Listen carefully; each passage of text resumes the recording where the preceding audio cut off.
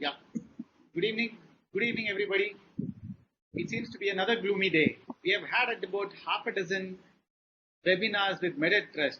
Whether we like it or not, whether it is good or bad for Chennai, I don't know. But every time I put this slide, it seems to be a gloomy weather and raining in Chennai. I think Chennai needs more rain, more water, and we thought we were shaping the future of medical education, but looks like we are shaping the future of Chennai's water bodies. Anyway, whatever it is, welcome to today's webinar. This is a special webinar we're going to have today, and we are having a Merit Trust webinar that is for the World Heart Day special. And we are going to have a special meeting that is for the cardiovascular disease and management through interventions. As far as Merit Trust is concerned, we just facilitate the connection between doctors, their knowledge, and it's basically a sharing of knowledge. We have a very elite panel of discussants and presenters today, and it's my great privilege and pleasure to introduce the initial panelists. We are going to have 5 small short cases presented. And first, let me introduce you to my co-panelists who are going to be there. The first one is Dr. Amrita Ganesh, who is consultant interventional cardiologist, professor and head of Department of Cardiology from Pondicherry. Very much in the news most of the time, thanks to their Kiran Bedi there. He's got a very special interest in clinical cardiology with great passion in teaching. Preventive cardiology and rehabilitation cardiology are his interests. Assessment of intervention in peripheral vascular disease. That's interesting. He has more than 25 publications at a very young age, extensively involved in teaching DM cardiology students, very good knowledge of cardiac cath, multiple levels of angioplasties and interventions, and performed more than 2,000 procedures. Carrying him along with him is going to be Dr. N. Padmanabhan, MD DM, Senior Interventional Cardiologist, Heart Clinic and KMCH, Erode. He is from MGR Medical University, MBBS, MD DM, and at Lokmanya Tilak, Bombay, right? Here in Bombay. He has more than 13 years of experience in cardiology, more than 10,000 coronary angiograms, 5,000 angioplasties, and 200 pacemakers. I don't know whether he sees cases. He seems to be doing procedures most of his life. Interesting. The next person there who's going to be chairing it along with us is going to be Dr. KJ Premkumar. That is, Dr. Premkumar is the interventional cardiologist, electrophysiologist from Apollo Specialty Hospital from Chennai's very own Vanagaram. And he holds an FESC, Fellow of European Society of Cardiology also. He's also a certified cardiac device specialist. I've heard him talk on his devices and electrophysiology, and he's very good at it. His special field of interest, complex multi-vessel PCI, CTOs, rotablation, IVS OCT, and imaging and complex arrhythmia ablation. He has done more than 5,000 diagnostic angiograms, more than 500 permanent pacemakers, implantations of the multiple modes. And the last person who's yet to join, will be joining us. We stuck in an emergency, is Dr. T.S. Srinath. He's been with us before. He's DNB cardiology from Apollo Hospitals with special interest in non-invasive cardiac diagnosis, treatment, angiogram, angioplasties, primaries, peripheral pacemaker implantations, FFR, critical care, and cardiac clearance. Now, with these people as the chair, I would like to hand over the mic to our chairpersons and invite Dr. Amrita Ganesh, who is going to be with us.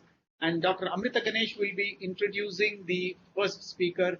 Over to you, Dr. Amrita Ganesh. Yes. Can you hear me? Hello? Yeah, I'll give you the slide. Can you hear me? Yeah, we can hear you. Okay. Welcome, Sundar. Sundar is known to me for the past 15 years or so. He did his DNB from Southern Railway Headquarters Hospital and FMB for Interventional Cardiology from Narayana Hridayalaya. And he is a man of principles. And so whatever he says crispy and it will be tasty. So his special field of interest both in acute coronary syndromes and he has special interest in chronic occlusions and percutaneous valve replacements also. Now over to Sundar. Thank you, Ganesh. So I will start my slide share.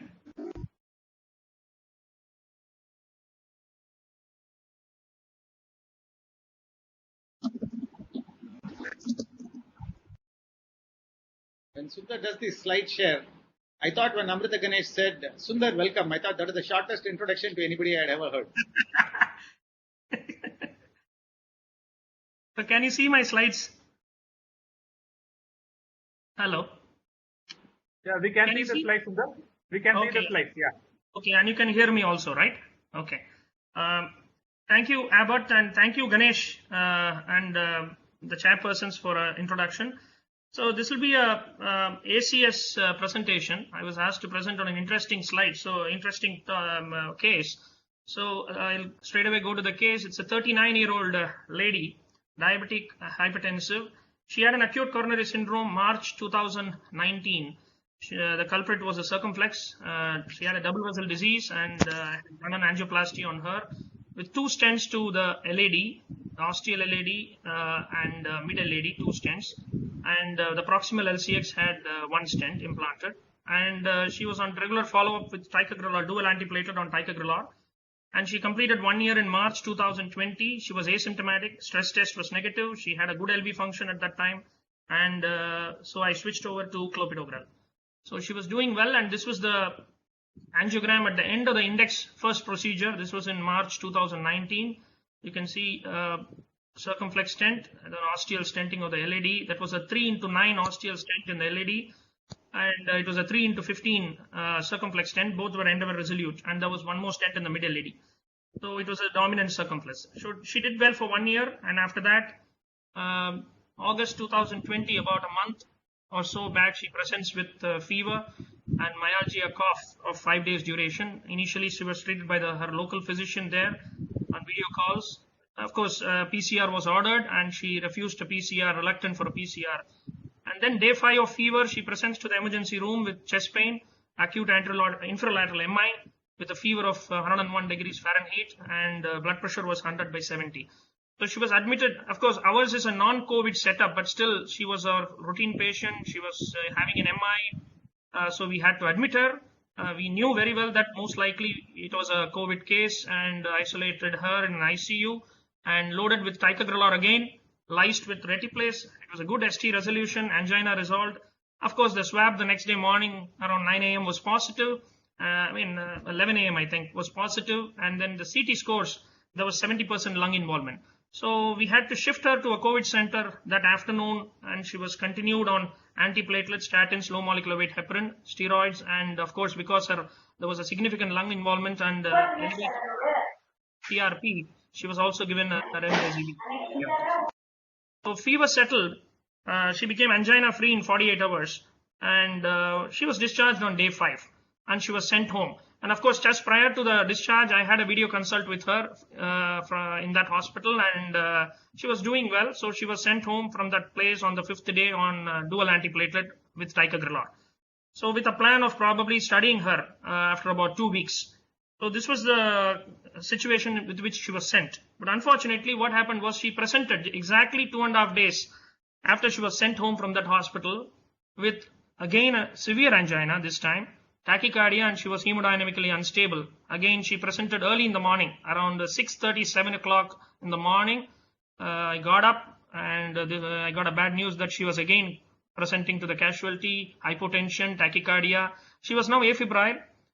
She was, of course, continuing the dual antiplatelets. ECG showed ST depression, V2 to V5, possibly a stuttering MI, possibly a posterior wall. With the knowledge of previous anatomy, we knew that it was a circumflex, which is the culprit.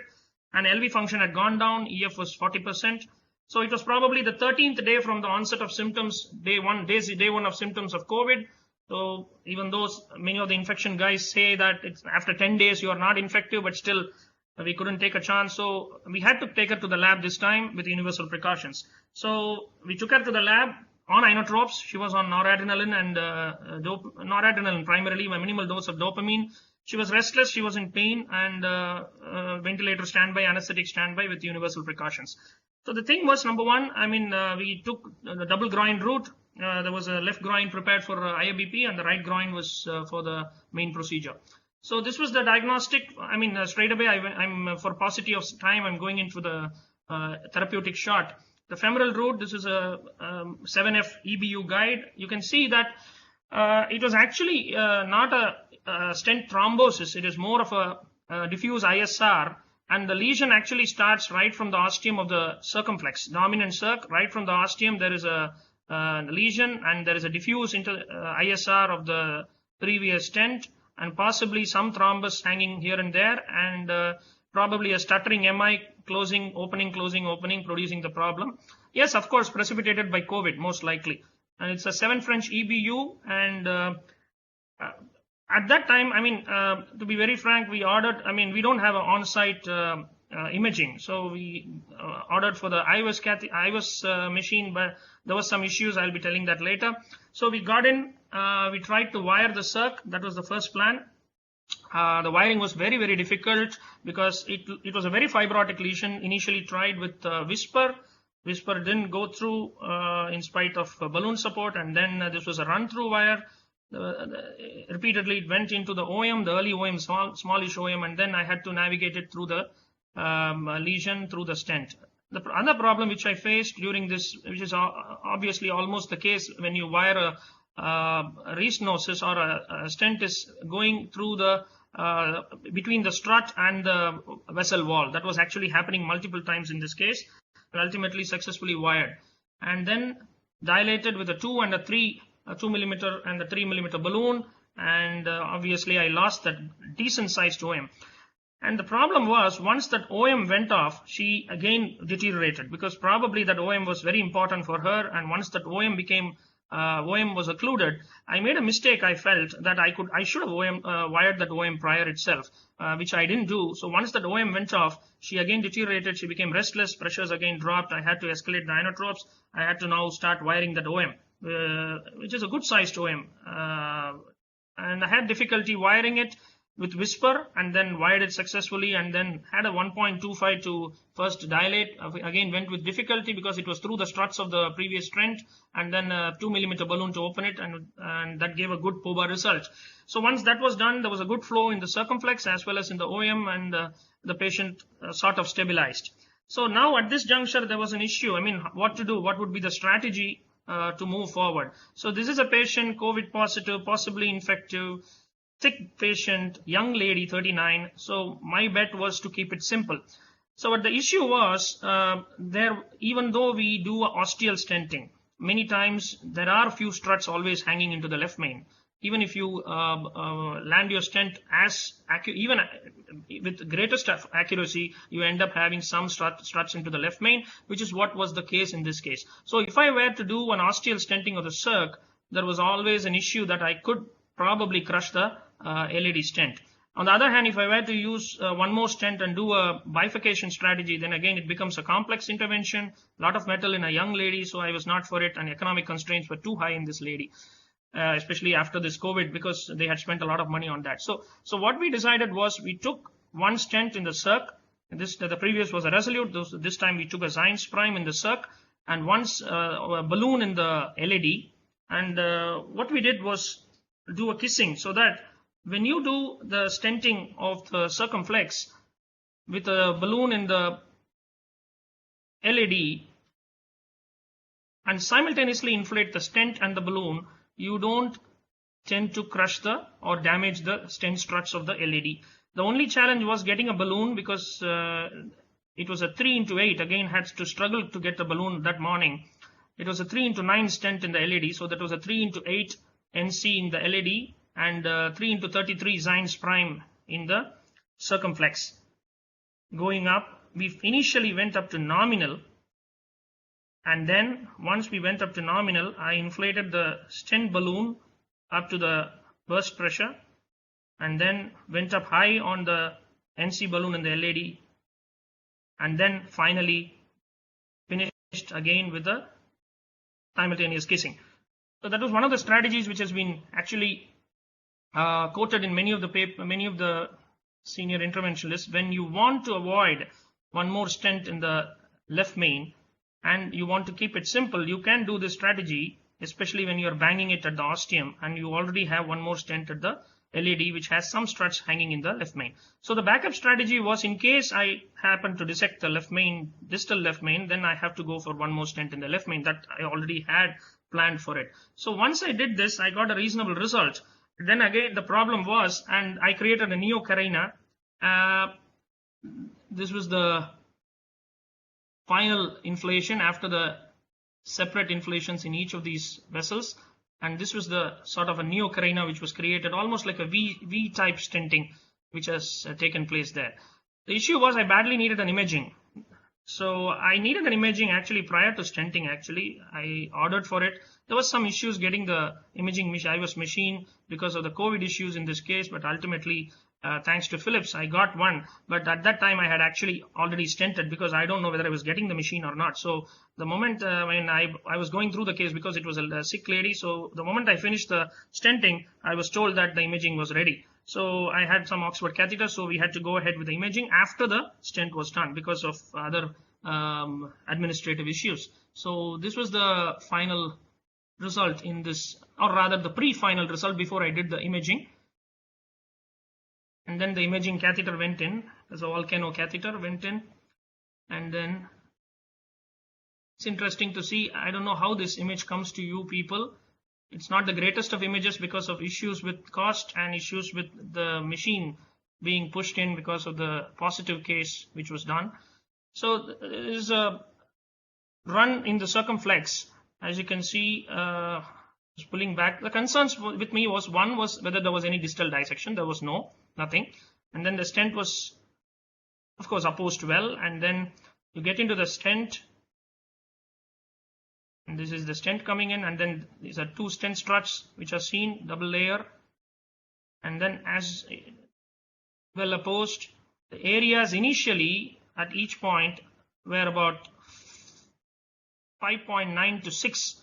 I was not very happy. At the ostium, you could see that it was slightly oblong, which is usually the case at circumflex ostium when you especially have another stent in the LAD. So what we decided, we went ahead with one more dilatation 3.25 and then made it up to 6.3, 6.4 in the body of the circumflex, and the ostium went up to 6. So that was the MSA with which we ended this procedure. And there was no distal dissection, and we also took a run from the LAD, which I don't have it now. This is the circumflex run, which showed a well opposed and a well expanded LAD stent. So this was the IVUS run, and this was the final shot of this patient. The good result, and I could escape with possibly a simple strategy in this patient who was COVID positive. So the decision making in this case was complicated, mainly because it was a seesaw case, because the fortunes were changing every day because of the issues which was complicated by COVID, and the etiology possibly was a diffuse ISR plus a COVID related ACS, and had to intervene as an emergency in a sick patient, which we were not prepared, especially in a positive case. And there were issues, administrative issues with imaging and financial constraints, obviously. And now 1 month down the line, she's doing well on follow-up, and the LV function has dramatically improved, being a dominant circumflex from 40 to 55% and the minimal regionals. So thank you for a patient hearing. I will stop sharing.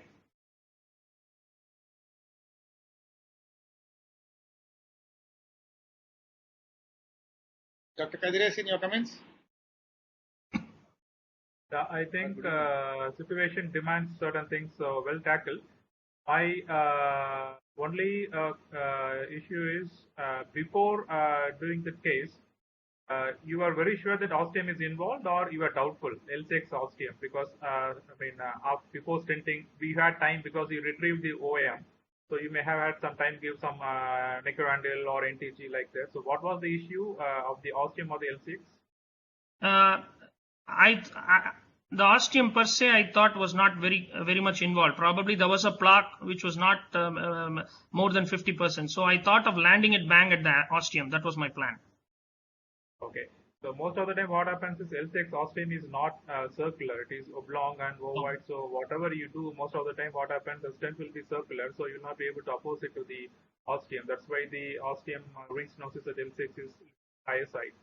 So usually our strategy is, if you are very clear or even if you are doubtful that ostium is not involved, try to avoid stenting the ostium. But I think this situation, we cannot have too many choices. We have to take a call and do it. That was well done.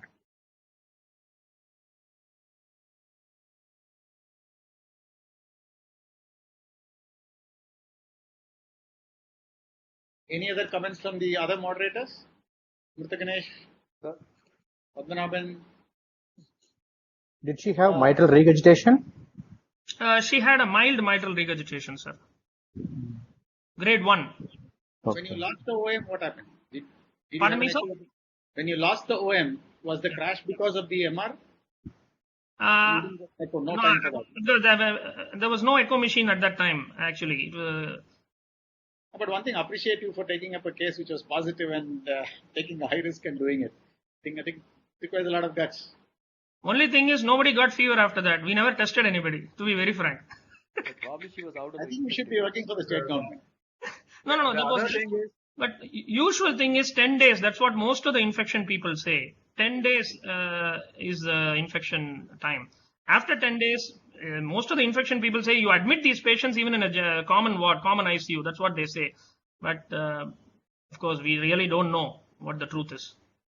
the other I'm thing sorry. is I'm when sorry. you're stent- Yeah, please go ahead, sir. Go ahead. yeah, the other thing is when you're stenting the osteal lesions, it's very important to know the anatomy of the stent. So in certain stents, the stent starts after the marker, and in certain stents, the stent Yeah. starts with the marker. So like in Zynt, it starts with the marker, like most of the stents, whereas the Resolute, it starts after the marker. So that is also a very important thing to do. Sundar, I'm sorry I joined you late. What was the LCX stent? Resolute. Resolute. 3 And into 50. LAD? 3 into 9 resolute osteal stent. LAD. Yeah. Osteal. Okay. And when was this LCX stent was done? When was this done? March 2019. So it is a true ISR then. Because I think Yes. the result was very good. The result is definitely good, no doubt about that. It was an And, ISR. as you said, the LCX stent was slightly projecting into the LMCA, which I can see that. I think we cannot avoid. You could not have got a better result without projecting 2-3 stars into the LMCA, definitely. Otherwise, you would have avoided the LCX, and it would have been a catastrophic situation. I would have loved to have an IVUS just before the stenting, but I didn't have it. That was a problem. There was a lot of reluctance to getting the machine. So at last I got one to at least optimize. That's all. I will be happy to, if I see IVUS image of having a LCX stent still coming when the LAD is open already. How was that IVUS image? I am not able to see that IVUS image. No. That I didn't give it for you. Actually, it was almost like a Neo Carina. Both the LCX, it was the Carina had shifted, and I took a run right from the LED also. The LED ostium, the stent was good. It was well opened. There was no damage to the stent struts, and it was fine. I think If it's at an ISR, will it present acutely, sir? Or your inferior wall MI, she presented with the inferior wall MI, you were thrombolized with the reticulase. Yeah. And then she was diagnosed to have a COVID. So will it be a stent thrombosis in that situation? And then after that? No, definitely this lady had an ISR, no doubt about it. On top of the ISR, what precipitated the ACS is the question. So definitely must have been linked to the COVID. That's what I feel. Because she had very high interleukin levels. Her IL-6 levels were very high, and the lung involvement was significant, typical COVID lung. So why that LED stent was saved and the LCX got involved? I really don't know. Probably because there was no ISR there. Did they continue Probably to use it, or did they stop it? When she Yes. got the COVID. No. She was regular. I was following her up every day in that hospital also. Through one of my friends was treating her in that hospital for COVID. So she was getting ticagrelor regularly. yeah, that's what I think. We will be happy. We'll love to see the initial stenting actually. What is there any plaque which is left in the front or back of the stent? Is it in segment restenosis which has started and became a ISR later? In No. segment which started ISR later. It was a very clean In fact, reservoir before. in fact, the beginning of the presentation, I showed the end result of the first stenting, which was fine. The only thing was there was one or two struts protruding into the left main of the LED stent, which is expected because you cannot bang it in the right of the ostium. Otherwise, the result was good. I think we'll go on with the next case.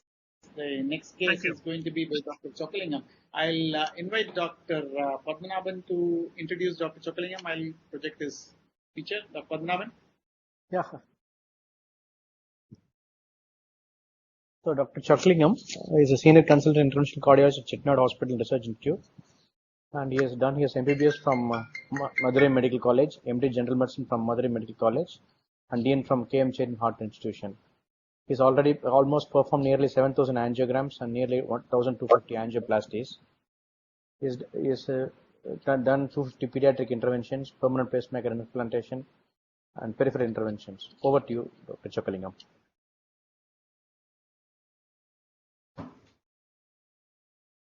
Dr. Chokalingam has got a case of difficult right coronary artery PCI. Dr. Chokalingam, Please unmute, sir. Unmute. unmute yourself. Unmute yourself.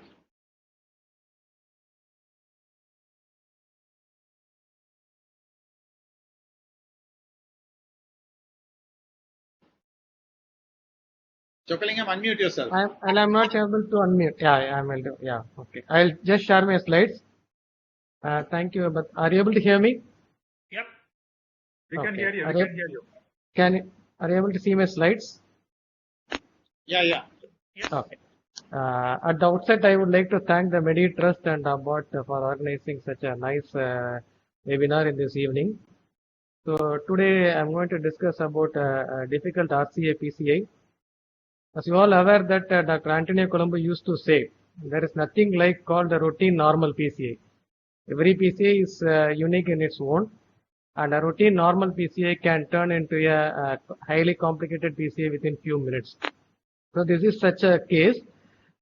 This is a 56-year-old female who had an ACS non-ST elevation MI, and the angiogram revealed a single vessel disease of 100% RCA occlusion in the mid segment. So the plan was to PCI to RCA. So we thought that it's like a routine ACS PCA, and the patient was taken up for PCI to RCA through right femoral artery.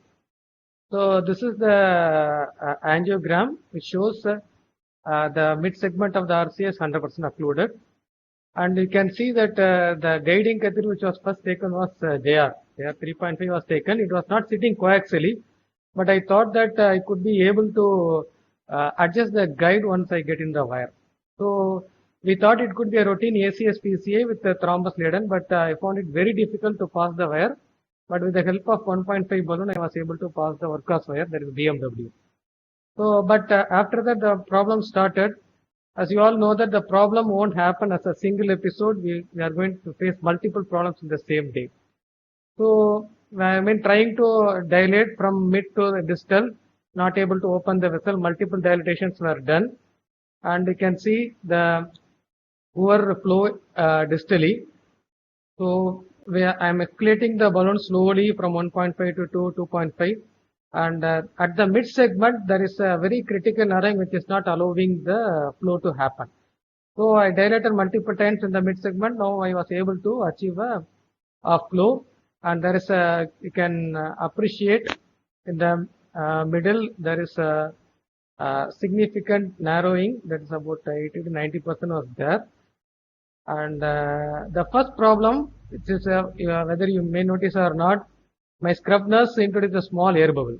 You can see it in the PLB, but this didn't affect the patient's hemodynamics. We were able to luckily escape that.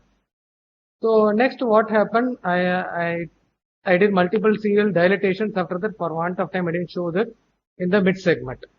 So after that, I took the stent, which is 2.1533, and I was not able to cross the stent across the critical portion.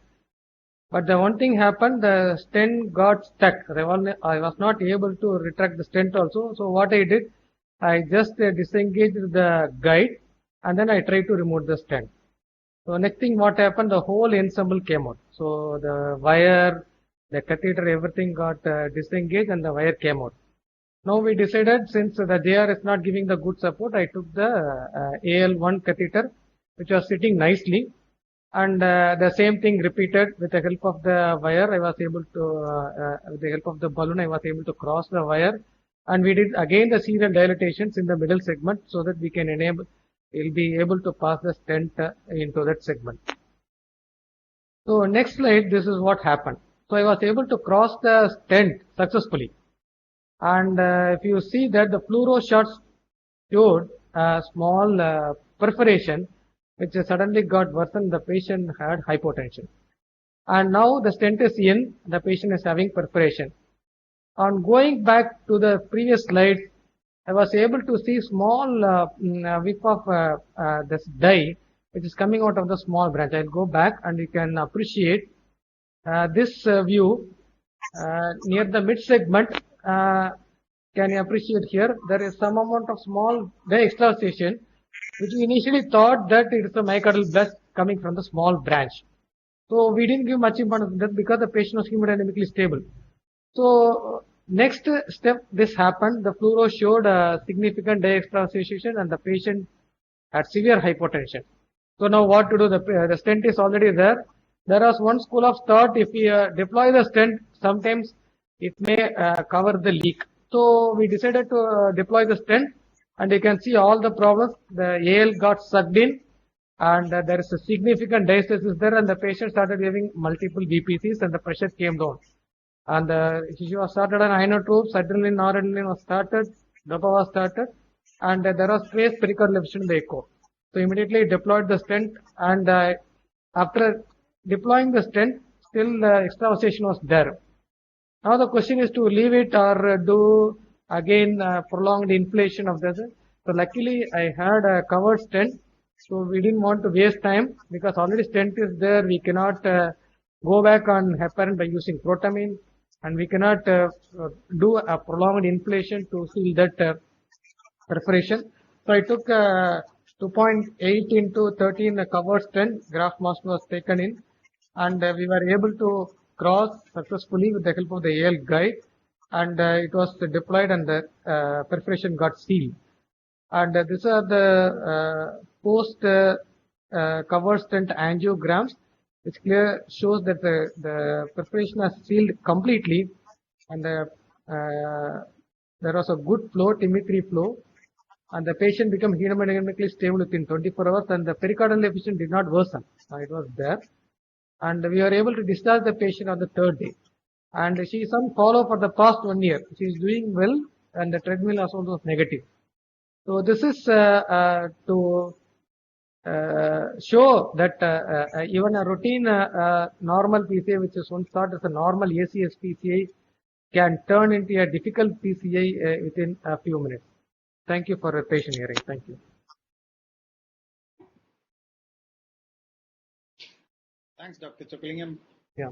Life is never easy. Life is difficult at unusual times. That's a good example. I think.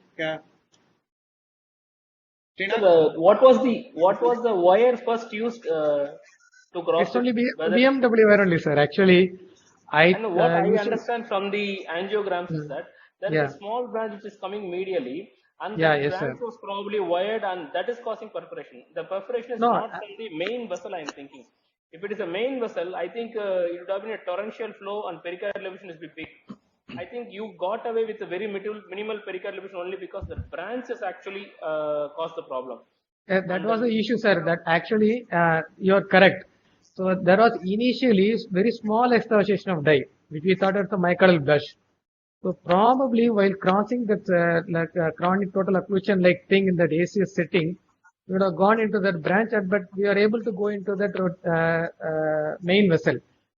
But once we dilated multiple times, this perforation has worsened. Once when the flow came in, and it started bleeding torrentially. So what I can see, retrospectively we can be wiser, but if you can go into the small branch with a microcatheter and block that with thrombin, fat or something, might have been a good strategy, but actually during the hypotension and all, you can't think immediately put a covered stent and come out. I think saving the life of the patient is more important. Retrospectively, I think we could have done this. We could have done that. But that is very small tweak only, sir. I don't know whether we'll be able to. The microcatheter would have gone. If we can keep it at the ostium of the small branch and then try that.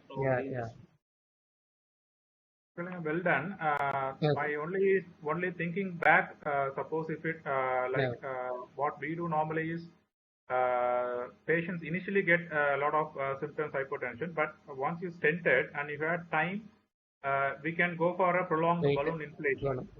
And if the balloon inflation is not working, suppose we keep even if some people tolerate for 3 minutes, 4 minutes, you just deflate and then again go up. So this balloon inflation sometimes helps, so you can avoid a covered stent. But if you don't have time and if the critical thinking at that point, whatever we do have to be done. The only issue is Once you stent, you can reverse the heparin. There is no need for a heparin after the stenting. You can completely reverse also. But more important is we don't reverse heparin. In our protocol, we don't reverse heparin. We just do a balloon inflation because reversing heparin is a little bit of a cumbersome issue. So don't reverse heparin. Go for a prolonged balloon inflation. At the same time, try to get one more access from the other side. groin, so that wire it, and you can keep the balloon inflated and take the covered stent in case of a torrential perforation. So that you have two guiding catheters, two access. You can take the stent, covered stent on the other side. So that is one issue. Covered stent, the only issue is the restenosis rate is very high. Restenosis very high. Otherwise, well done. Yeah. What was the covered stent used, sir? Graftmaster. Was it tracking easily, sir? Because the guiding support initially was not. Yeah, no. Now I actually, luckily I was having AL, so it was easily tracking in. The AL has gone into the mid of the RCA. You can see in one of my shots. Actually, it got sucked in. These are all the problems. So initially, I got a non-coaxial JR. I changed after the whole ensemble came out. I changed to AL. So AL gave a good support, but the only thing was it got sucked in actually.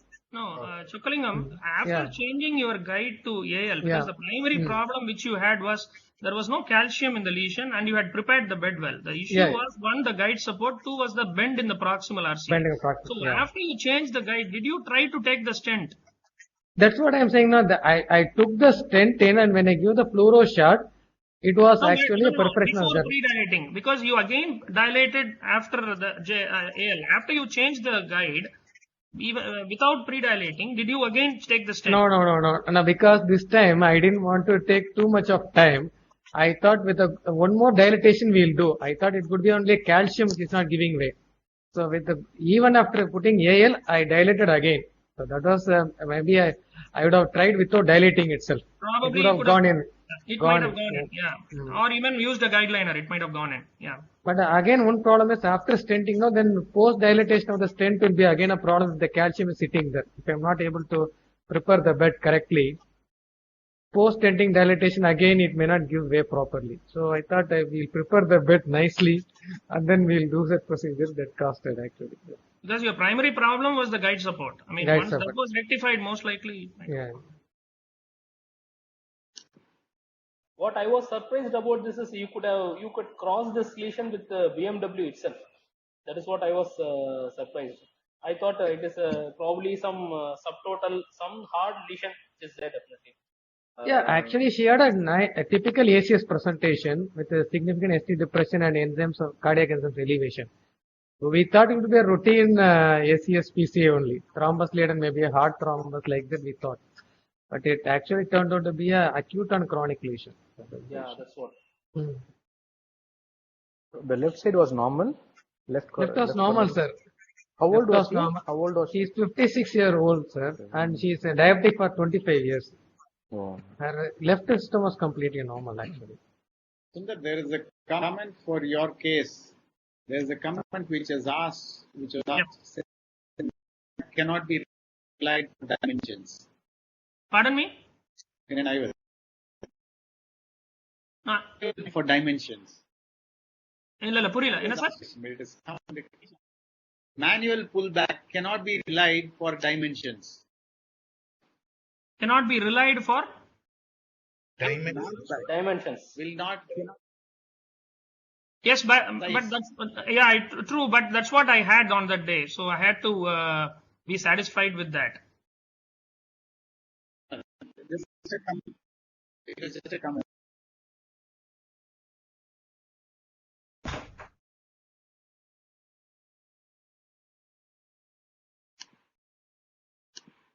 If I think we are good with that case, I think I'll request Dr. Srinath to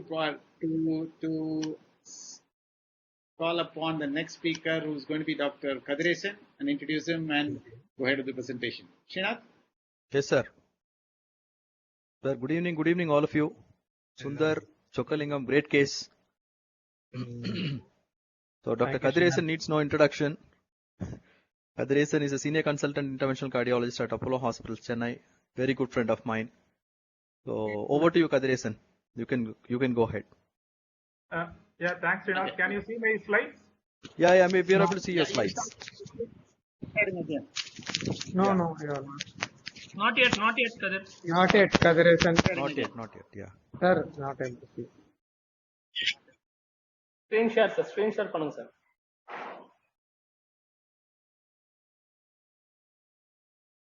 It came and went, sir. Yeah. Okay, I will again screen share. Yeah.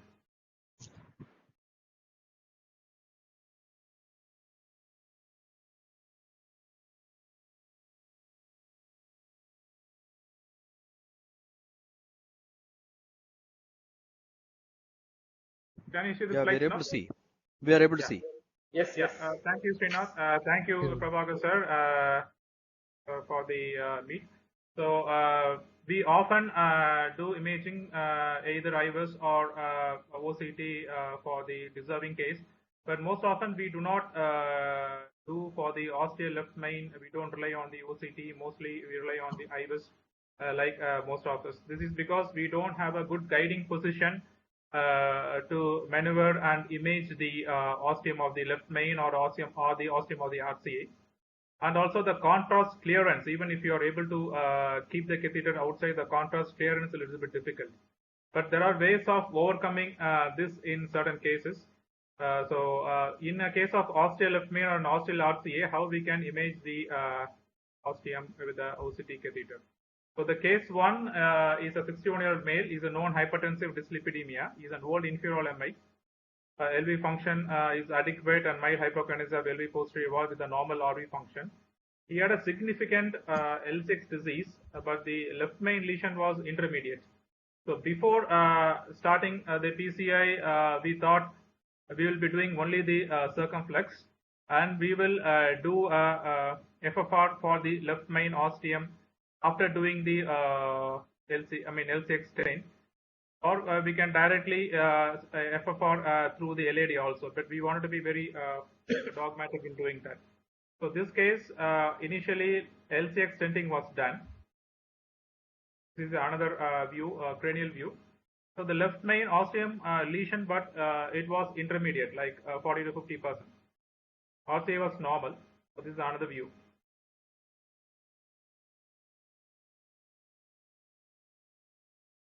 The view. So our idea was to proceed with L6 stenting and then decide on the left main later. So this is the baseline and this is the post PC of the LCX.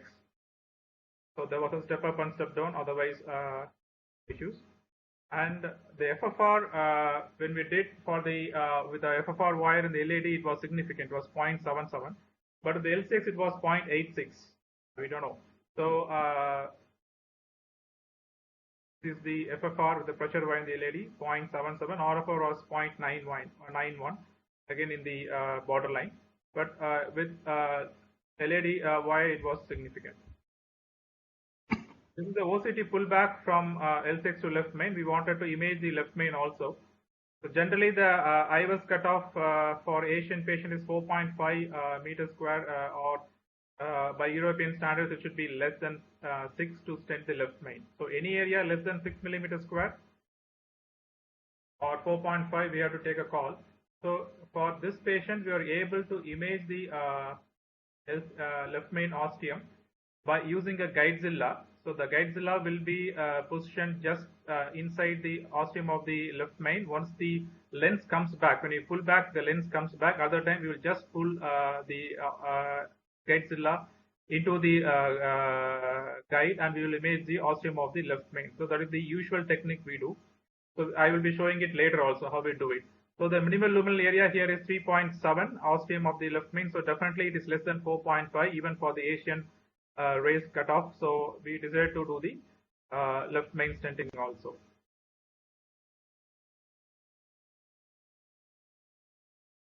Able to change the slides. Okay. So this was the so this is only an ostial left main. So just be short stent. I think it is 4 millimeters short stent. So with minimal protrusion into the ostium and placing it before the bifurcation. And our post stenting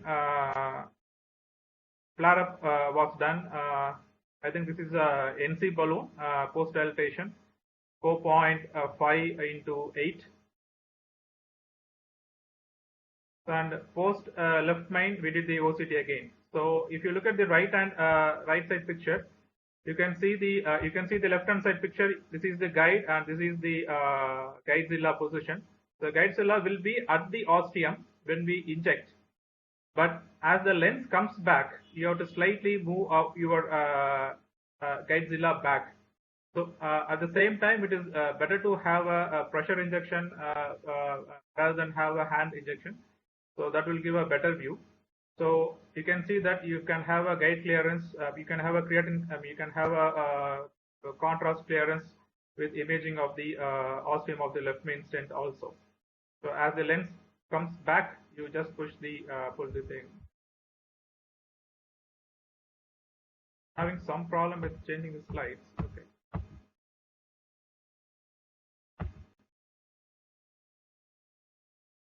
So there was some, the image was not as clear as the pre, but we were able to see in multiple views the stent opposed, and also we were able to see a good stent expansion. This is the post. This is the final result.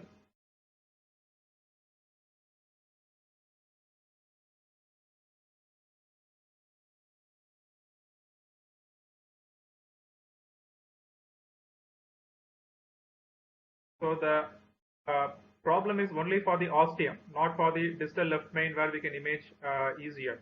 So I'm not going to show any distal left main case, but we'll see the case 2 done 2-3 days back. So 70-year-old male, hypertensive, recent non-STEMI, had a rest angina, troponin elevated, and there was some regionals on the anterior wall.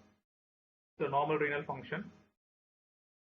So the issue was there was a lesion in the distal left main. It was actually a trifurcation, ramus and LCX, and there was a bifurcation lesion in the LAD, so which was quite significant, and there was a heavy fluoroscopic calcium in the distal left main. So right from the word go, we know it is a distal left main plus LAD bifurcation lesion, but there was not much disease in the ostium of the diagonal.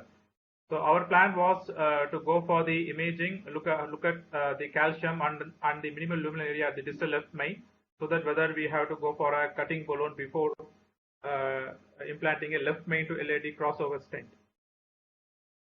So we wired, and just we had a balloon dilatation of both the LAD and the diagonal, and this was and we did the OCT. OCT showed. I'll just show the OCT. So OCT.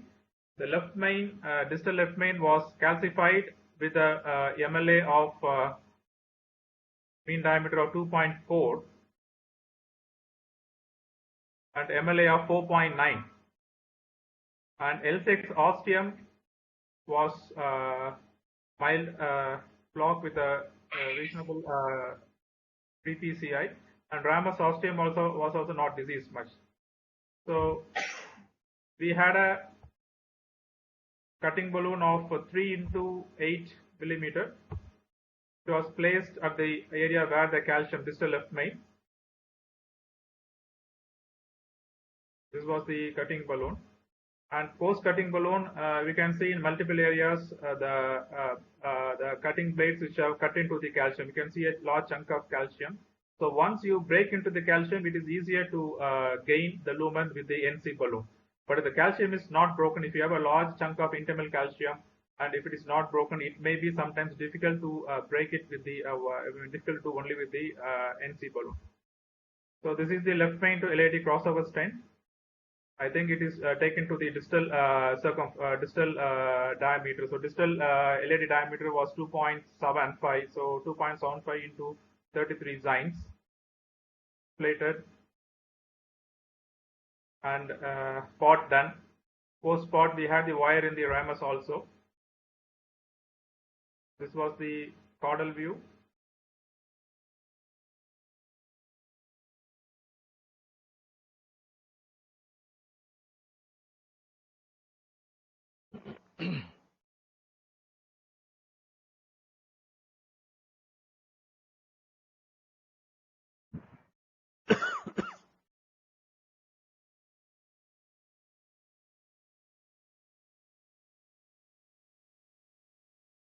playing.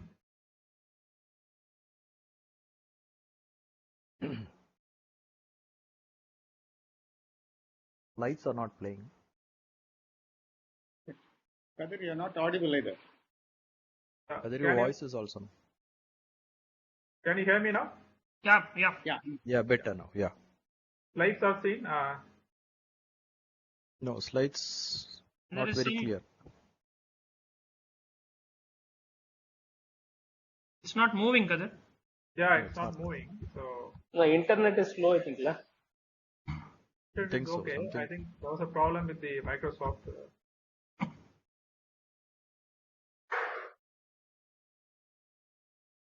You want to close and start it? It will be better.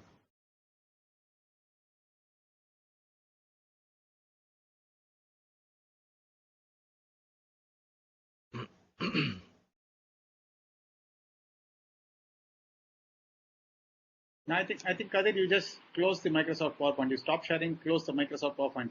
We can have a small discussion in the meantime. You can also Yeah. participate in the discussion while it goes on. You can probably restart after it goes. Yeah. Comments on the first case. I see everybody sitting in front. Prem Kumar, Yeah. everybody wants to make a comment.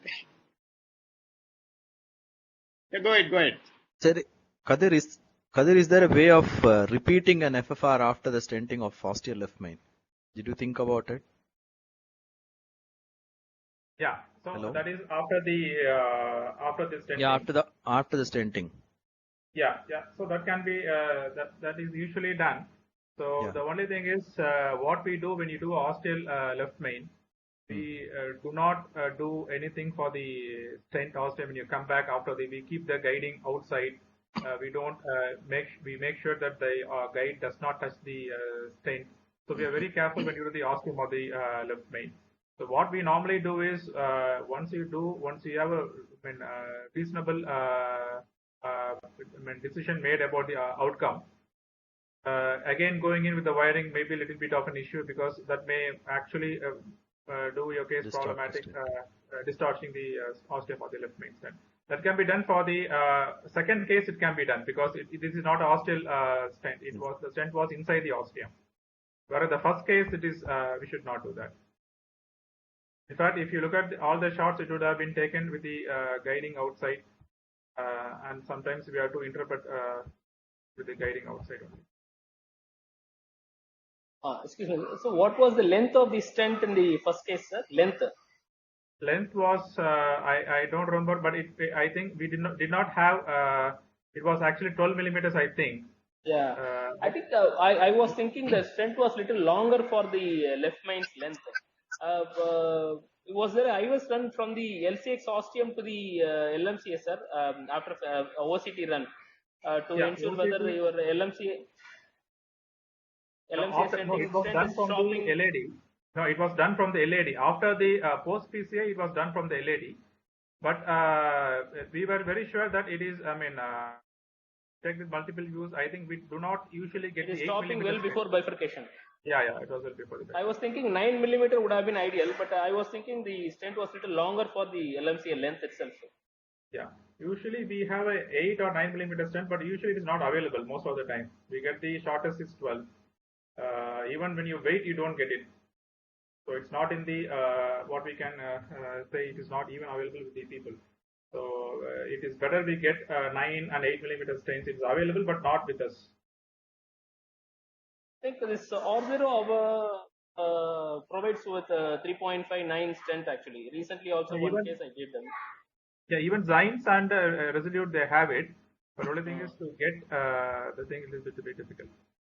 You are correct. Usually most of the time we will need 9, 8. So yes, we have yes, it is easier for us. Correct. The trade-off is stent can fly off from the ostium if it is very short. There won't be any anchor. But good thing is that we will just stop at the just well before the bifurcation, avoiding the LCX and LAD ostium. Yeah, correct.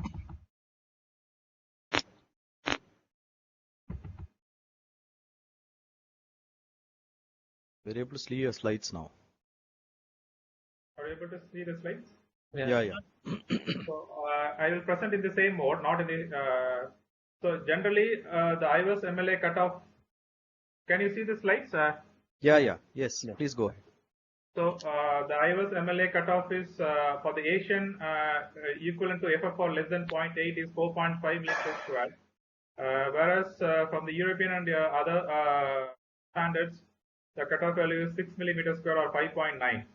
So sometimes we are caught in a dilemma. Suppose if it is a small build patient, you can have a cutoff of 4.5.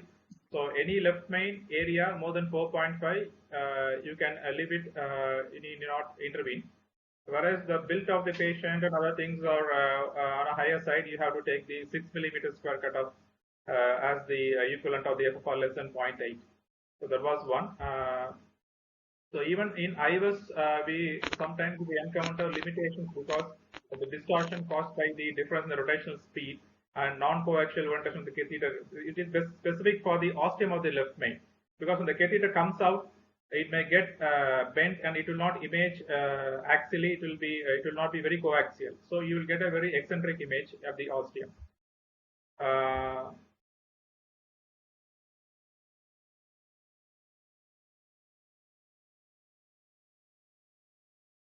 So OCT in ostial left main disease is still challenging for left main and ostial lesions. Optimal use of guide extension and positioning it and withdrawing during the pullback may help it imaging the ostium better. Of course, for the distal left main, it is always easy to do. Only for the ostial lesions, we have to be a little bit careful. Thank you. Thanks, Dr. Kadar. I think we finished the discussion much earlier than your presentation. So I think we'll still go ahead with the next presentation. Yeah, go ahead. I will get in Dr. Prem Kumar. Can you introduce Dr. C. Sunar? I will give his introductory slide. I think we should probably move to the next case. This is Dr. Sundar's Dr. Prem Kumar. Prem, I think you're muted. I'm very proud to introduce Dr. Sundar sir. He doesn't need an introduction. He did MBBS from Madurai and did MD from Kilpauk Medical College, which is my MBBS college.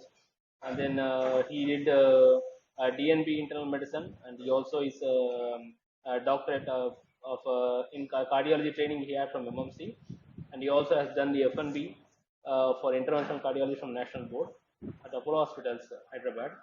We all know that his skills. I have been into a lot of meetings and many webinars I have been attending. Whatever cases he is showing, he will say it is a simple case. It will be the most complex case I would have seen under the sun. I think over to Dr. Sundar sir without any delay. Thank you, Dr. Prem, for the nice introduction, and thanks Dr. Prabhakar and Abbott and other senior persons for inviting me and giving me the opportunity. I'll go to the slides and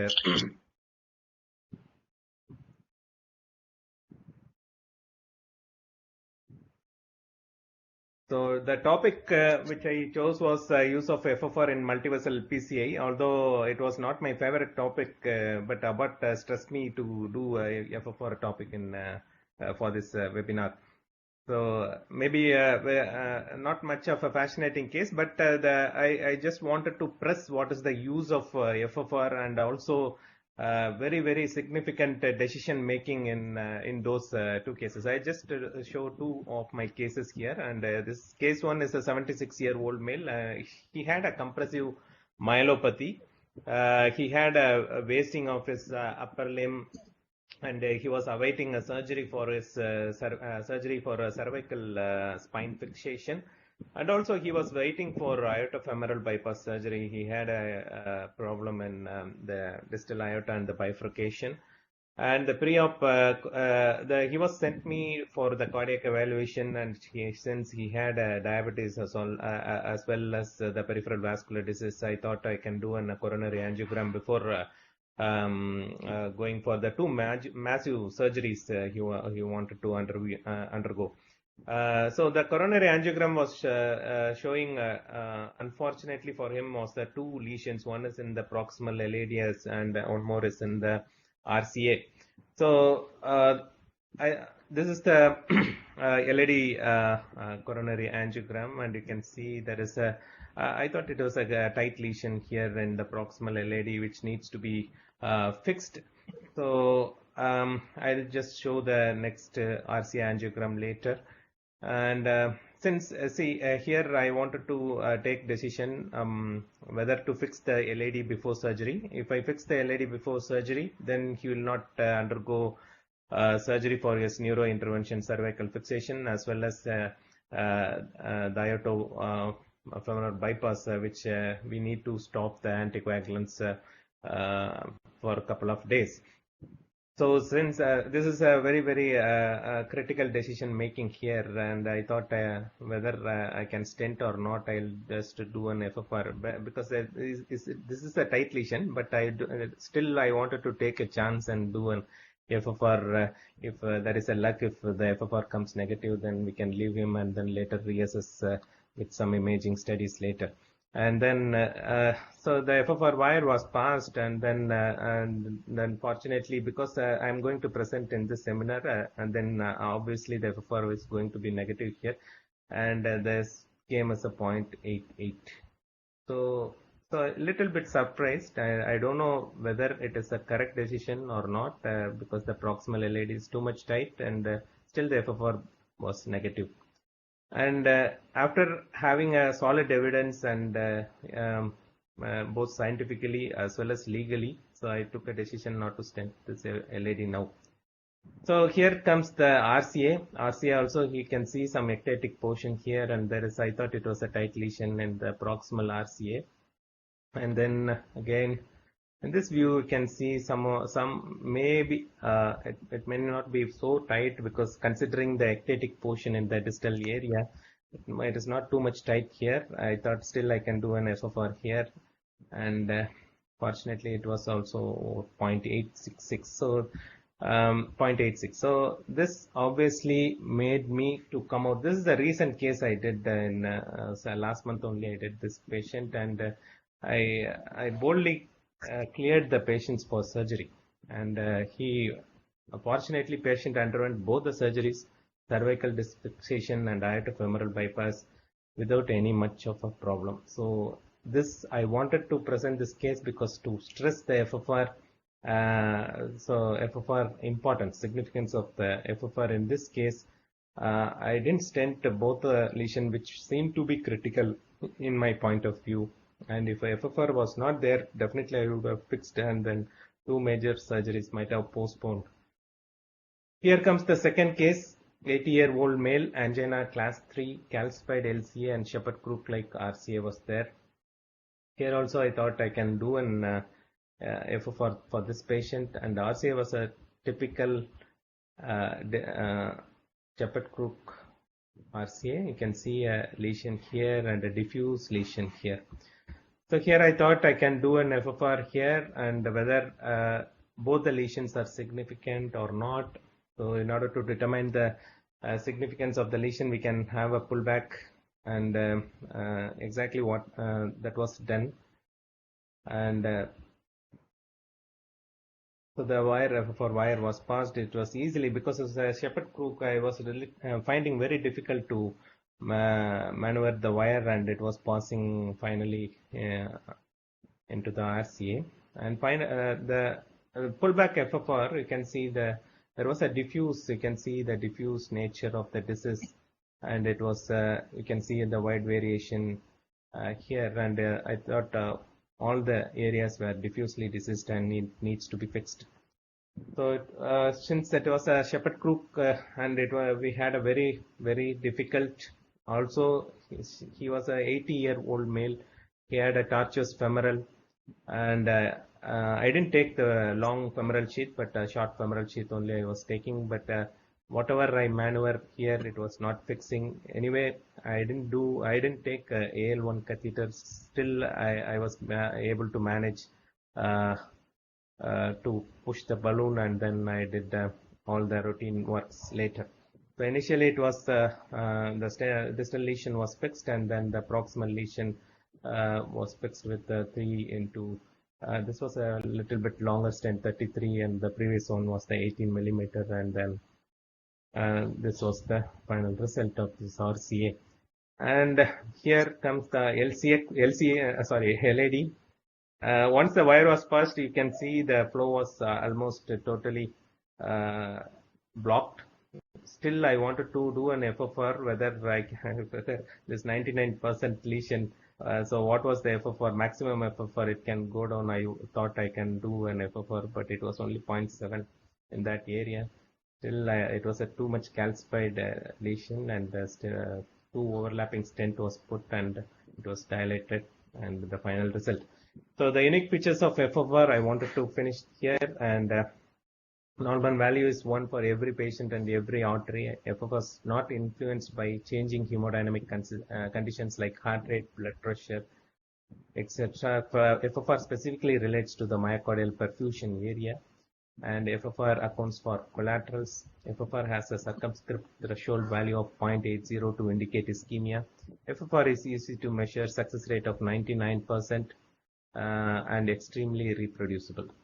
Thank you very much for the patience here.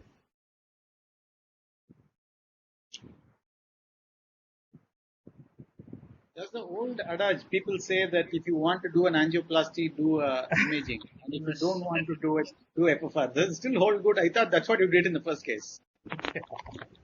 Yeah, I just wanted to have a solid reason not to do an angioplasty in that case, because I was ready to do the angioplasty still. Because I am fond of doing it, but still the two major surgeries, because he was totally asymptomatic without any cardiac problems or without any cardiac symptoms. So still I thought I took a chance to test my luck. So luckily this may be lucky for the patient as well as me, because if I put a stent and allow the patient to undergo an allow a person to undergo an operation after 4 weeks, even if he stops and again lands up with a stent thrombosis, then it will be a very big headache for us. I have a question for all the panels. Now this patient is FFR is less than this. What kind of clearance do you give? Do you give a low risk, moderate risk, high risk? High risk. Yeah. So maybe a plaque. Yeah, surgery is always a risky issue, because it is going to be a vascular surgery for this patient, and also he has surgery always may precipitate plaque ruptures. Even though it looks like a stable plaque, may precipitate a plaque rupture. Then always it will be a high risk. Then I told them, if even during surgery I'll be in the backup. If anything goes wrong, I'll take the patient to the cath lab. Okay, that's kind of simple answer for that patient. Now I have a question for the others again. Now we did an FFR. What is the future? Is it still the gold standard, or what about the RFR, IFR, and all the FRs that keep coming up from different companies? Recently there was another talk by from the CSI also, which went ahead and said all are pretty comparable. So you don't have to do a vasodilatation and then do the study like the FFR and the other things. And CT FFR also seems to be good. Any experience from any of the others? I think still FFR is the FFR is still the gold standard. I think FFR is still the gold standard, sir. So many a times we with RFR without hyperemia, if we enter the gray area, then I think we have to rely on the FFR. But the important thing is the 3D FFR and virtual FFR.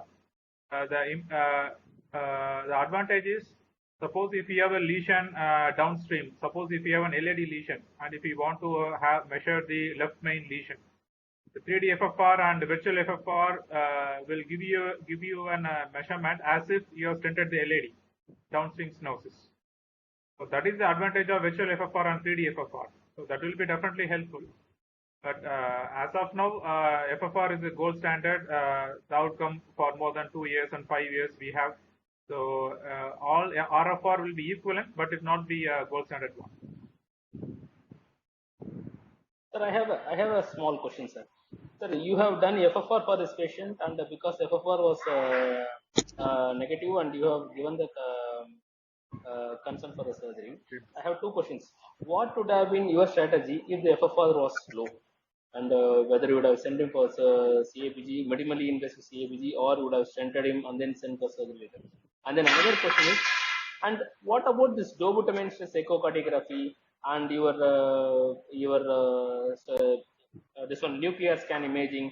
Regarding that, the to reproduce to show the inducible ischemia in that territory rather than FFR alone as a this one. Having done the angiogram, will you want to do a dobutamine stress echocardiography to identify whether there is any stress-induced ischemia is there in those territories? Of course, we cannot definitely walk to do a treatment, but DSC would have been a strategy, no? So, what about those things, sir? Did you? What is your comment about that? Yeah, that's a good question. Actually, I didn't have because the FFR was negative in that patient. I totally escaped from the scenario. But if on the other way, if the FFR was significant, whether I should stent or I should go ahead with minimally invasive surgery or not. So better. This is purely my opinion, not guidelines or something. So still, I would have stented that patient with the stents with less polymer or without any polymers, like, so that I can stop the antiplatelets without in 4 weeks duration, because those two surgeries can wait at least for 1 or 2 months, even a 3 months duration. So I think I can put that stent strategy. The second thing is a dobutamine stress echo, whether to see whether there is an inducible ischemia. You can try with a dobutamine stress or any stress thallium or whatever you want. Whether you can, that is also a good, nice strategy. I don't know. I don't have any idea whether I should do a dobutamine stress echo in that patient to see whether there is an inducible ischemia or not. But it is a very, very good suggestion that you told, like dobutamine stress echo in this patient. I too see this as a significant worry. I don't know. Other seniors can answer this. I think, as Dr. Prabhakar said, if you had done an IVUS, obviously this lesion would have been straightforward intervention case. So it's a question of just going back to you just want to clear this case for a surgery of that magnitude. So probably what Sundar did was, no, you just have to do an FFR. If he's fine, then stop with that and send him for surgery. I have an interesting question. Going ahead, that when you are inside the cath lab, FFR is going to be your option, and you took that option and took it. After that, you should be subjecting a patient to a nuclear study or a stress echo. I don't think it works. And that brings us to a very good topic of patient. Probably we'll have a separate discussion on the ischemia trial and what it is going to do. That I think is going to be talking about FFR. I think it is fair enough that you say this. TEM also clearly showed this. TEM 2 also said. So I think what he has done is a fair enough strategy. But if you are taking a patient not for the angiogram, all the strategy will work. DSC would have been a better. Possibility that dobutamine stress echo will be. No, the talk is about FFR. I understand. SAR's strategy is definitely worked well. The patient has undergone the surgery and he has done well. SAR's strategy is 100% work. So what I am asking is, even after doing the angiogram, will you go back and do the DSC? I think DSC is a real-time knowing of ball motion abnormality by stressing the heart.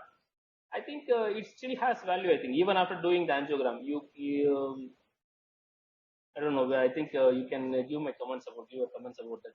Technician. There are so many cases we have done angiogram and we see whether the stress-induced ischemia is there in nuclear scan, and then say no need for intervention. This have been done before. No. But when you having done the angiogram, having done the angiogram, then it's more sensible to do an FFR if it is available on site, isn't it, Dr. Prem? No, sir. Again, I'm telling you, this what SAR has done is correct, and we have FFR inside. This is I'm just asking. Is DSC and technician, the nuclear scan still has some role? That's what I'm asking. But after the angiogram, you mean to say? Your question is yes. After the angiogram, again, yes. Now, after the angiogram, definitely there is a role if you don't have an FFR. Another thing is it's cheaper. Yes.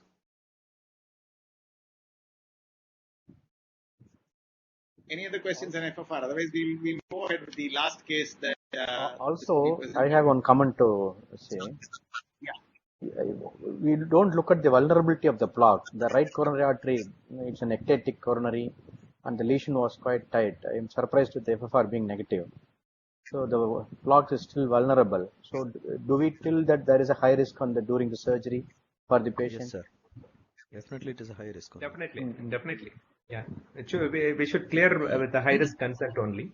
That's what I told them also. It is going to be a high risk surgery only, but I will be on the backup if anything goes wrong. Still, I can do only that amount only. We can assure them. That's it. Though FFR gives Uh, an anatomical value,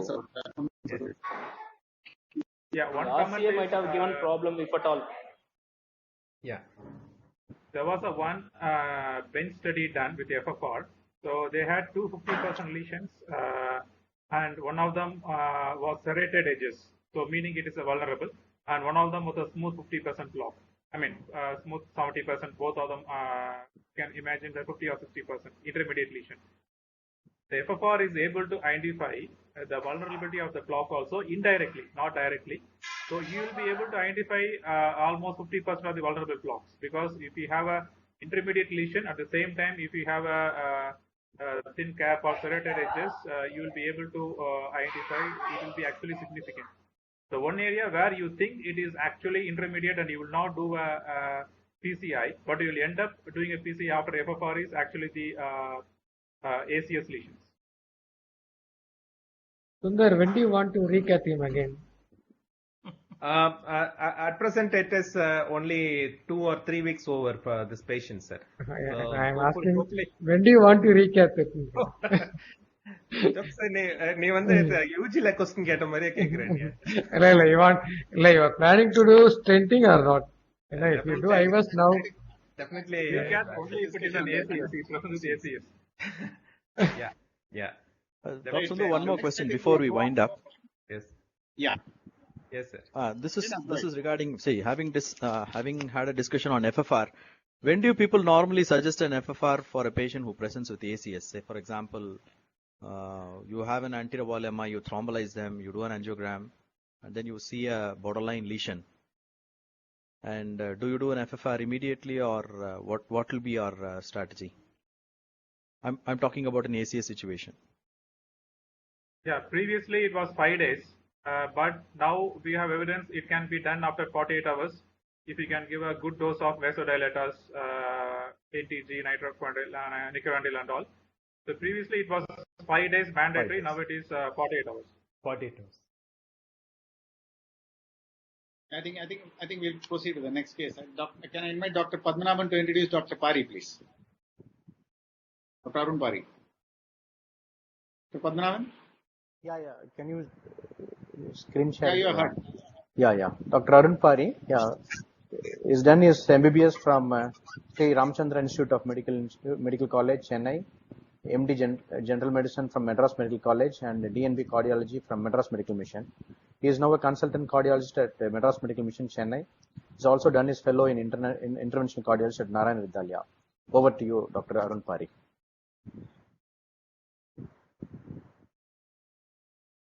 Dr. Arun Pari, you can start sharing. Good evening, sir. Thank you for the introduction, and I would like to thank Albert for giving me this opportunity.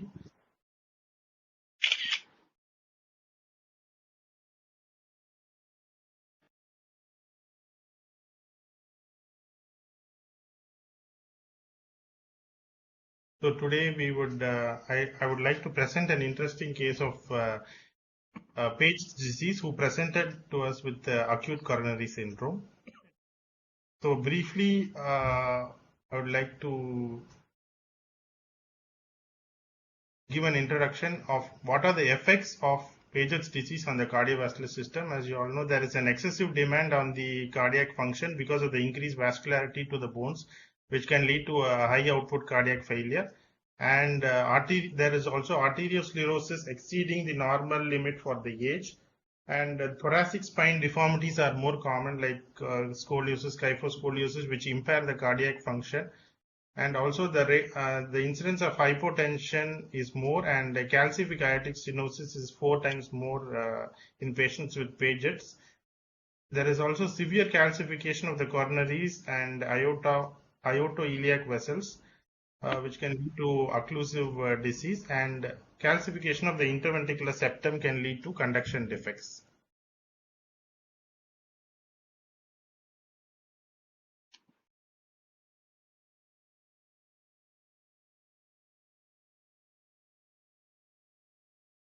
My patient was a 68-year-old man with a history of Paget's disease for the last 15 years. He presented with acute coronary syndrome, non-ST elevation MI, and this was the angiogram.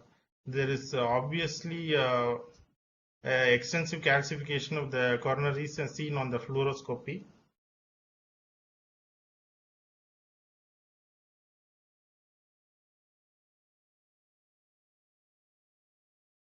So this is the right coronary system, which was having mild disease in the mid segment.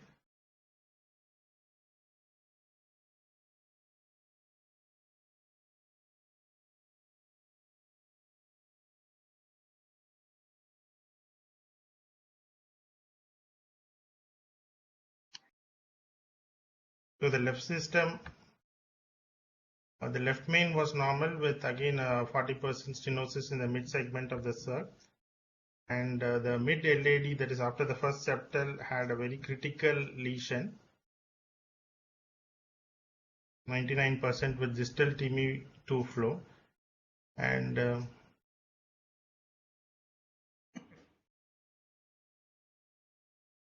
of course the LAD was extensively calcified, and there was a little tortuosity at the lesion site. You could appreciate in the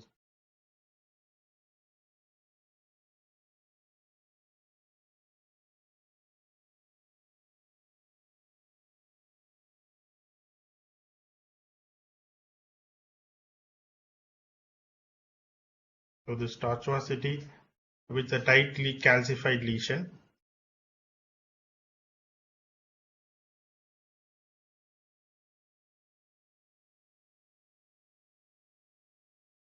So patient was given the option of bypass versus PCI to LAD with upfront aorta ablation and with imaging. Surgery was also considered high risk because the patients had a sternal Paget's with a thickened sternum, and there were issues which were discussed with them by the surgeon regarding the presence of substernal adhesions and procedural complications, and harvesting lima also was an issue. So the option of PCI was also given, and with informed consent, patient opted for after informed consent, patient preferred PCI. We took them up for elective angioplasty. So initially we attempted to cross the lesion with routine run-through wire with a fine cross microcatheter support. But the wire kept on going into the small diagonal branch because after the tortuosity in the mid LAD.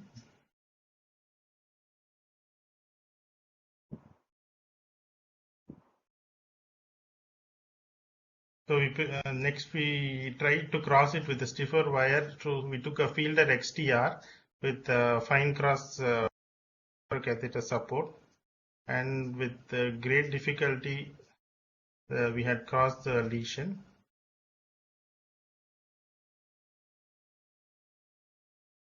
And even the fine cross was difficult to navigate through the tortuosity in order to exchange the Fielder XTR with the rota wire, but somehow we managed to get the fine cross into past the lesion.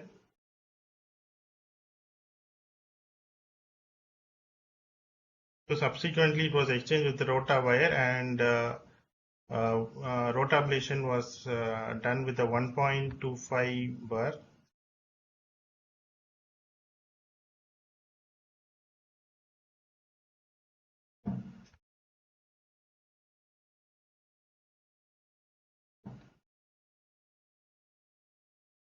So there was a difficulty in negotiating the birth again through the bend, but it was managed to cross the lesion.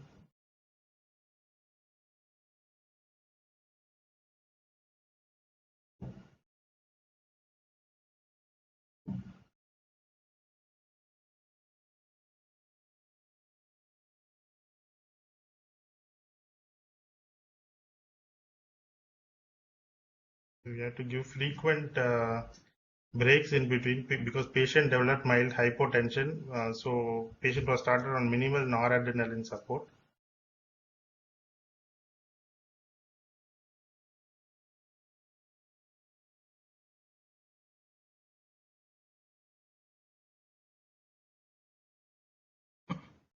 So finally, you could see the rota burr.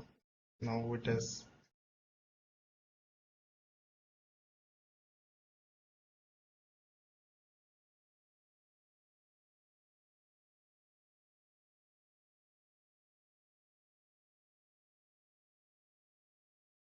Still, we hadn't crossed that tortuosity in the mid segment.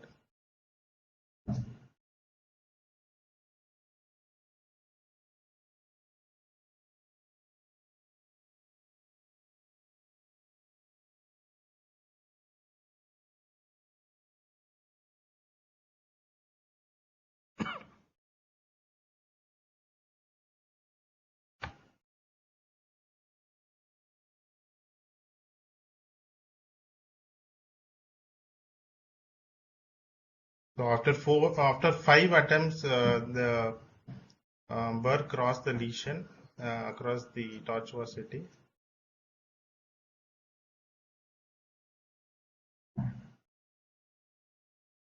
Yes, it has crossed.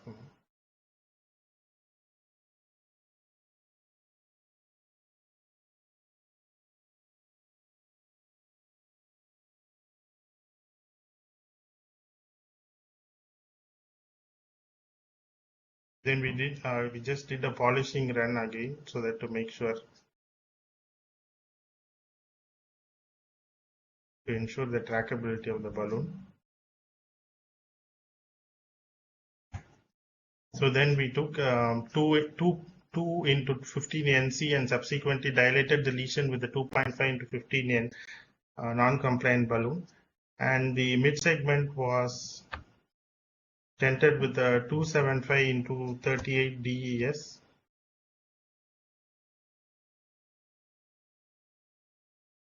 So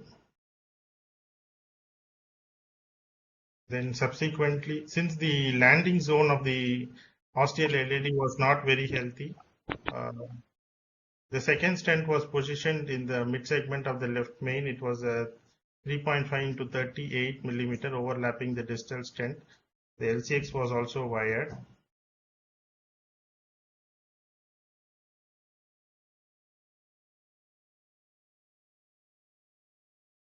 So this is the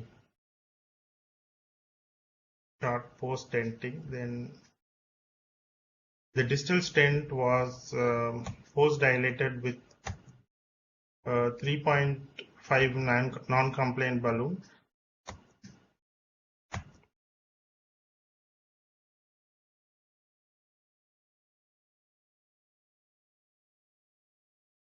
And the left main was post dilated with a 4 into 8 NC.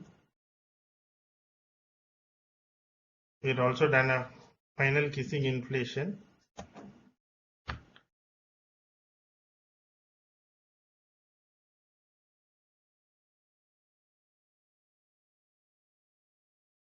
So this was the final result.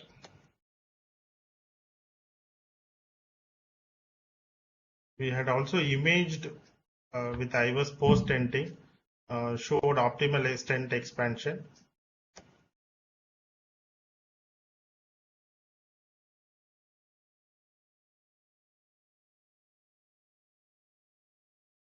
I don't have the IVUS pictures because due to certain technical issues in uploading the videos. This was the final result. Patient is doing well now and he is on regular follow-up. Thank you, sir.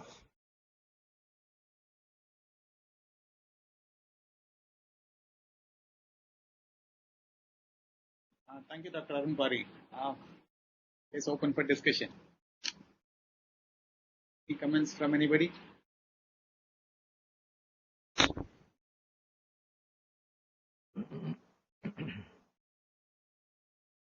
Sir, only one comment. Did the pre-stenting IVUS done or only post-stenting? No, sir, I didn't do the pre-stenting IVUS. Only the post-stenting we did because my only concern was you could have avoided the left main stenting. Actually, we had taken multiple views to position the stent in the ostium of the LAD, but it was not healthy and there was a 60% stenosis 50 to 60% at the ostium. So we had to position it in the LMC. There's one question I for think Dr. in the C. Sundar diagnostic. from the audience. Go ahead. You finish this. I'll come to that later. No, sir, I think in the diagnostic angiogram only, I was thinking there was some distal LMC disease, which was actually evident in the diagnostic angiogram itself. So I was thinking that you will be coming near the LMC ostium to fix that also. If you do, Yes. I was thinking.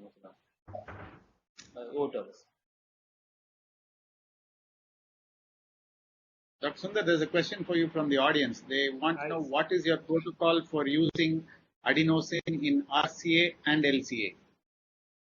So I'll be using only intravenous adenosine rather than direct coronary injections. So as usual, it will be a 140 microgram per kg body weight. So it will be the same for both RCA or LAD. If you are using a direct injection for a coronary injection for LAD and RCA, then it will be a little different. Maybe the RCA intracoronary injection of adenosine will be little less, maybe 30 or 40, and for LAD it will be 60 micrograms. So there are a lot of studies actually, even they have compared between the intracoronary adenosine and intravenous adenosine.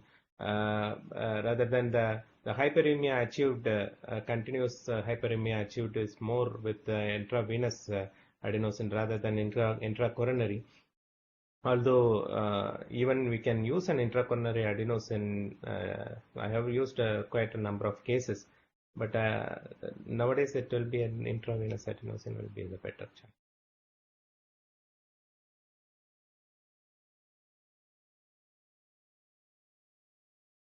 Any other points of wisdom from any of the other panelists? Only Kadiresan is missing. Anybody else? Kadir is also there. We normally use FFR, FFR it is now very well said that you have to use a 140 mg per kg per minute infusion, and your IV line should be near the heart, so it should be above the antecubital fossa to be exact. Previously we were using long back RCA and LAD, we were using intracoronary, but we have stopped doing that because it is not giving the overall outcome. Studies also have done with infusion only. So previously we were giving 60 to 80 for the RCA and 100 mg for the LAD and all. Now we have stopped doing that. And even in some institutions like JIPMER, they are actually giving it by having a separate femoral venous line and having a catheter near the heart, and giving it even the central line infusions. So I think we should go with the uniform protocol of IV infusion, 140 mg per kg per minute. And if you are in doubt, you can actually double the dose and do it for certain cases also. Do you use 160 mics for LCA? But we are practicing that. RCA we use 140, and for LCA we are using 160. So anything I more than think 140 both the coronary arteries, it will be 140, I believe, but I don't know about 160. But as Dr. Kadiresan said, it can be repeated. Doubling the dose, yes. Yeah. Doubling the dose, yes, we agree. Yeah.